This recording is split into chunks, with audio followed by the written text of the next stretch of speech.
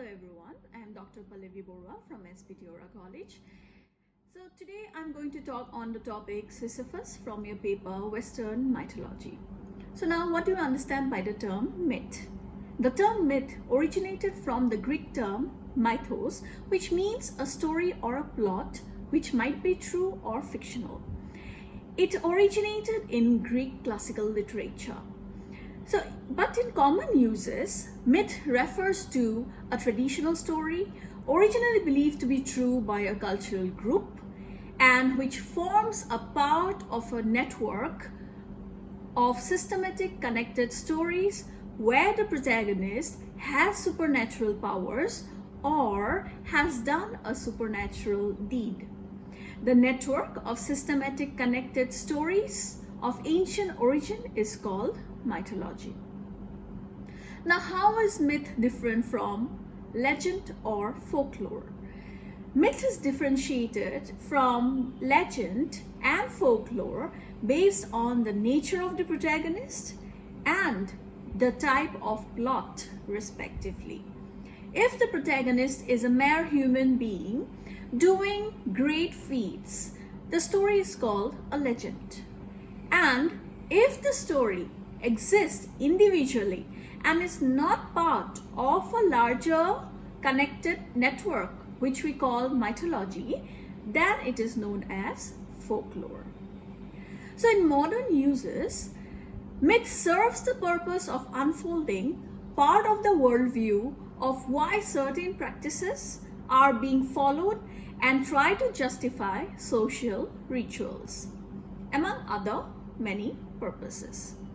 So according to literary critic M.H. Abrams in his work, A Handbook of Literary Terms, quote unquote, myth serve to explain in terms of the intentions and actions of deities and other supernatural beings why the world is as it is and things happen as they do, to provide a rationale for social customs and observances, and to establish the sanctions for the rules by which people conduct their lives. Page 179. So writers and poets down the ages have also deliberately tried to create their own myths by interconnecting their plots across different works. Such writers and poets include James Joyce, T.S. Eliot, I think all of you have already read Joyce and Eliot, Eugene O'Neill and W.B. Yeats, among others. You can take the example of the wasteland and the use of myths there. So in the middle of the 20th century, there surged a renewed interest in the study of ancient myths, and this gave rise to a group of writer critics called the myth critics, who started analyzing the individual plot patterns of a varied number of works of literature and were interested in locating specific symbols, images, reoccurrences, reiterating characters across different plots. Robert Graves, Northrop Frye are to name a few. Myth critic and poet Robert Graves, who served in the Great War, apart from writing poetry and memoirs on his war experiences, also wrote at length on mythology. His most well-known work, The Greek Myths, is a lively retelling of the ancient myths and includes Heracles' labors, the Olympian tales, and the myths of Sisyphus, Argonauts, among others. In chapter 11, he talks extensively on the Greek myth of Sisyphus. So who was Sisyphus? According to Greek mythology, Sisyphus was believed to be the king and was supposed to be the founder of Ephyra, present-day Corinth. He was the son of Aeolus, the son of Helen, whom the gods gave the control of the winds. According to Robert Graves, the name Sisyphus may be linked to Theso, a Hittite sun god. Sisyphus was married to Merope, one of the Pleiades. Sisyphus was glorified and stigmatized as the most cunning of men, thereby having both the qualities of a warrior hero and an intellectual.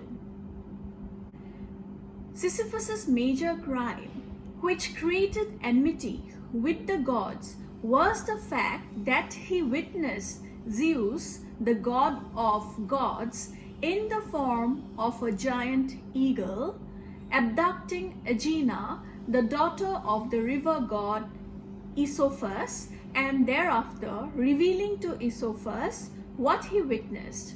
This angered Zeus, who ordered Thanatos, the god of Hades or hell, to bring Sisyphus to the underworld.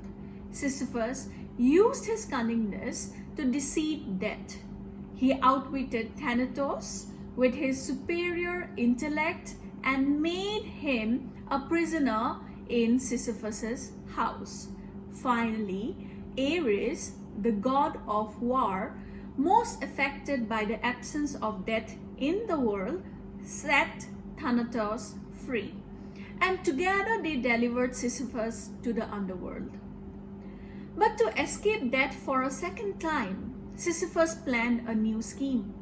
He asked his wife Merope not to give him the required burial rites. On reaching the palace of Hades, he complained to Persephone, the queen of Hades, that he was denied a proper burial by his wife and that he should be sent back to the upper world for the burial rites. Persephone accepted when he gave his word that he will return in 3 days. Being the trickster that he was known to be, Sisyphus broke his pledge and continued till his old age.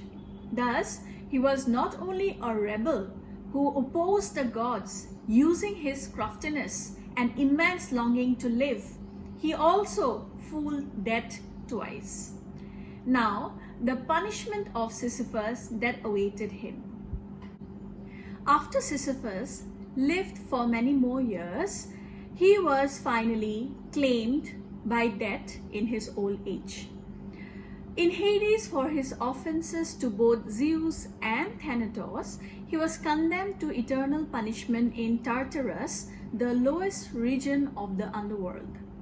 Sisyphus was there eternally punished to roll a massive rock to the top of a steep hill, but his efforts were always in vain, for whenever Sisyphus neared the top, the rock would roll down right back again. Sisyphus was thus forced to start his labor all over again.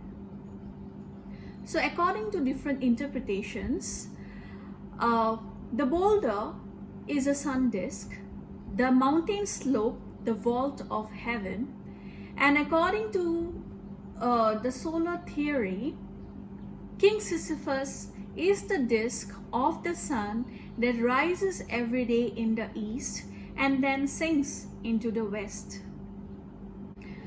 Albert Camus, the absurdist writer, in his work The Myth of Sisyphus, an absurdist text, looks at Sisyphus as a tragic hero, someone who is not ignorant that his effort is futile, but he is still consistent and perseveres in the face of futility and starts all over again.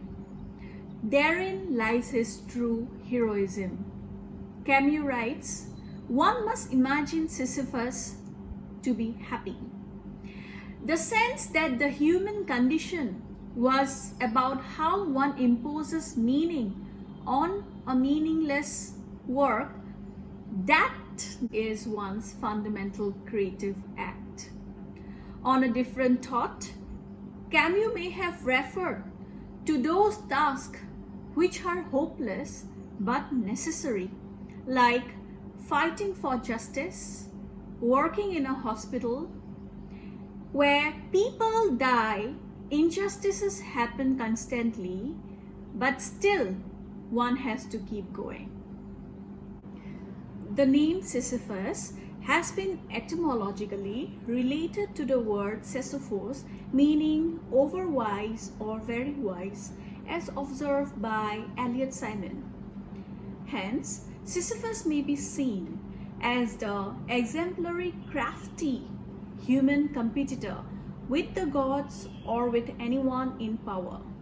To conclude, the myth of Sisyphus finds mention in many great literary works, especially in Homer's The Iliad and the Odyssey, in Ovid's Metamorphoses, among others. In modern uses, we use the word Sisyphean to refer to a task which is laborious, endless, yet necessary. Thank you. Hope you find today's lecture useful. Please go through the references and also read the note that I have uploaded in our college portal, S.B.Deorah online.in. Thank you. Have a great day.